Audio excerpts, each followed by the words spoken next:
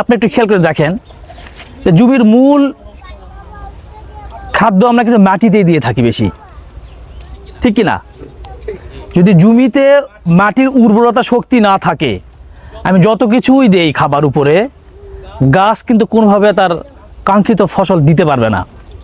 আপনি যেভাবে গাছকে নিতে চাচ্ছেন সেই রকম হবে না। তার মানে মূল জিনিসটা কোথায়? মাটি। যে জমির উর্বরতা যত বেশি, সে জমির উৎপাদন ক্ষমতা তত বেশি। একটু সহজ করে বলি, একটা মাটির কয়েকটা অংশ আছে, 4টা ভাগ যদি আমরা করি, একটা মাটির 4 ভাগ, এই 4 ভাগের মধ্যে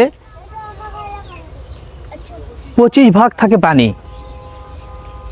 25 ভাগ বাতাস, কত ভাগ গেল? 50, থাকে কত? 50। এই 50-এর মধ্যে 5 ভাগ হলো জৈব পদার্থ, আর বাকি 45 ভাগ হলো খনিজ পদার্থ, যেটা বিভিন্নভাবে আমরা বিভিন্ন খাদ্য দিয়ে থাকি। 45 ভাগের মধ্যে কী কী দিচ্ছি? Urea, TSP, MOP, zinc, boron, magnesium, calcium, potassium, এইভাবে যা আছে, যত খনিজ পদার্থগুলো আছে আমরা চেষ্টা করতেছি ওই 45% খাবারটা মাটিতে দেওয়ার। বাকি 50% পাচ্ছে পানি থেকে এবং বাতাস থেকে। যদি জমিতে পানি দেওয়া না থাকে তাহলে কি হবে? আপনি যে খাবারগুলো দিচ্ছেন অনেক সময় গাছ নিতে পারবে না। আবার আলো বাতাস না থাকলেও কি হয়? গাছ মারা যায়, ঠিক না? এই যে আমরা প্রতিনিয়ত এতগুলো লোক যেটা ছাড়তেছি, কি ছাড়তেছি?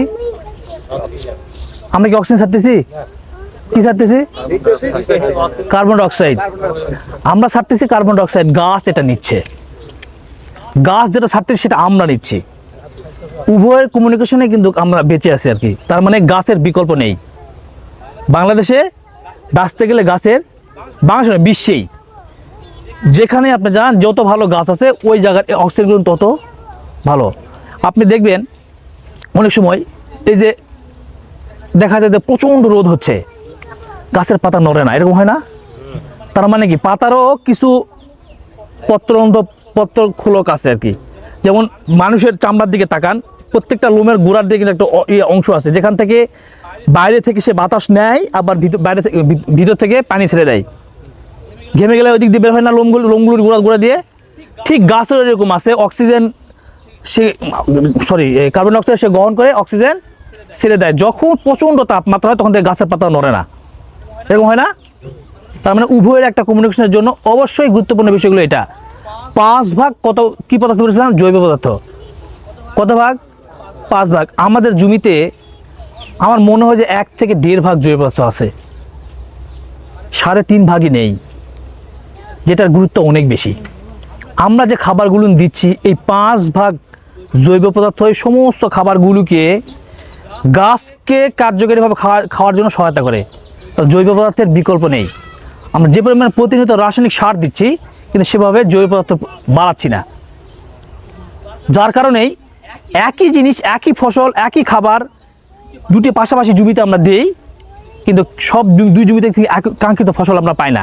কোনোটাতে বেশি পাই, কোনোটাতে কম পাই। তার যেখানে জৈব পদার্থের পরিমাণটা বেশি সেইখানে উৎপাদন বেড়ে যায়, যেখানে পরিমাণ কম সেই জায়গাগুলোতেই কি হয়? উৎপাদনও কম হয়। এই জন্য জৈব পদার্থের বিকল্প নেই। আপনি আপনার জমিতে সম্ভব হলে গোবর সার মিনিমাম 3 মাস পচাবেন। কত মাস? 3 মাস। এর আগে দেওয়া যাবে না ওটা, কারণ কাঁচা জৈব সার এই গোবর থেকে কিন্তু বায়ু গ্যাস তৈরি হয়, আপনারা জানেন নিশ্চয়। তবে এটা জমির জন্য ক্ষতিকর। আপনি এই জৈব সারটাকেই যদি আপনি 3 মাস পচাইতে পারেন, একটা গর্ত করে সেখানে হয়তো গোবরগুলো রেখে দিলেন, আরও উচ্ছিষ্ট বাড়ি থেকে যেই এই কী বলে যে আবর্জনা, তারপরে সবজি চুলা যা আছে সব ওখানে দিয়ে পচালেন, পচার পরে এটা জমিতে দিলে জৈব সার হিসেবে কাজ করবে। কিন্তু যদি কাঁচা গোবর দেন তাহলে এটা আবার ক্ষতি হবে। এরপরে কি আছে? গোবর আছে, লিটার আছে, ছাই আছে, আছে না? এগুলো যে যত বেশি দিবেন তত আপনার ওইখানে কী হবে? জৈব পদার্থের পরিমাণটা বাড়বে, আপনার উৎপাদন খরচটা কমবে, প্রোডাকশান বাড়বে, মাটির উর্বরতা বাড়বে। জৈব পদার্থের কাজ হলো যে জমিতে পানি থাকে না, এরকম অনেক জমি আছে না, সেচ দেওয়ার পর পানি কী হয়? চলে যায় দ্রুত। এই পানি ধারণ ক্ষমতা বাড়াবে মাটির। আর কি করবে? মাটিতে বেশ কিছু অণুজীব থাকে যেগুলো নিয়ে যে আপনি খাবারগুলো দিচ্ছেন, এই খাবারগুলোকে সুন্দর করে প্রক্রিয়া করে গাছকে নিতে সহায়তা করে। এই জৈব পদার্থ সেটার কার্যকারিতা, এই অণুজীবগুলোর কার্যকারিতা বাড়ায় দেয়। এইটার জন্য আমাদের একটা জৈব সার আছে, নাম হলো হিসান। এখানে ইয়েতে নাই, এটা 25 কেজির বস্তা। কত কেজি? 25 কেজি। বাজারে যত ধরনের জৈব সার আছে এটার দাম অনেক বেশি। বাজারে 50 কেজি 40 কেজি 50 কেজি দিয়ে দাম, আমাদের 25 কেজি দাম তার ডবল। এইটা দিলে আপনার জমিতে গোবর লিটার ছাই কোনো কিছুই লাগবে না। এখানে প্রায় 24টা উপাদান দেওয়া আছে, বিঘায় 60 কেজি। কত কেজি? 60 কেজি। এ করে 100 কেজি। যদি কোনো কিছুই না দেন, গোবর লিটার ছাই কোনো কিছু না, শুধু এইটা দিলেই আপনার যে জৈব পদার্থের যে ঘাটতিটা এইটা কমে আসবে অনেকাংশেই। যেহেতু আমি বলছি আপনাদের আগে যে আমাদের দেশের মাটিতে জৈব পদার্থের পরিমাণ 1 থেকে 1.5 ভাগ, প্রয়োজন কত? 5 ভাগ। তার মানে যত বেশি আপনি জৈব পদার্থ বাড়াবেন তত বেশি আপনার প্রোডাকশান বাড়বে। একটা জিনিস খেয়াল করে দেখেন যে একই জমি, ওই জমিতে আপনি এখন লাগাচ্ছেন একটা সবজি, এই সবজিটা তোলার পর আর একটা ফসল লাগাবেন, ওই ফসলটা তো আর একটা ফসল লাগাবেন, জমি কি কখনো রেস্ট পাচ্ছে? তারও তো একটা ক্লান্তি বোধ আছে নাই? একজন মানুষ সকাল থেকে সন্ধ্যা পর্যন্ত কাজ করে, সকাল থেকে সন্ধ্যা পর্যন্ত কাজ করবে, সে যদি ঠিকমতো না খায়, শুরুর দিকে যে কাজের যে তার গতি ছিল শেষ পর্যন্ত সেই গতিটা কি থাকে?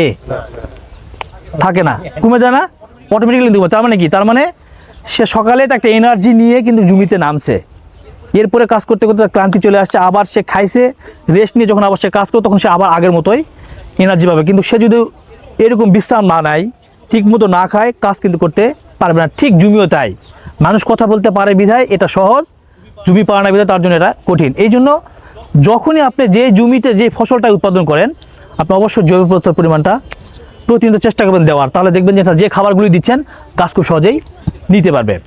জৈব পদার্থ অবশ্যই দেওয়া দরকার, আপনারা আপনাদের মতো করে দিবেন। আর আমাদের যদি জৈব পদার্থ আমাদের আছে কি বললাম, হিসান, এটা যদি আপনারা বিঘায় 60 কেজি করে দেন, তাহলে এখানে গোবর লিটার ছাই কোনো কিছুই লাগবে না। এটা জমিতে শেষ চাষের সময় দিয়ে আপনারা জমিতে ফসল লাগাবেন।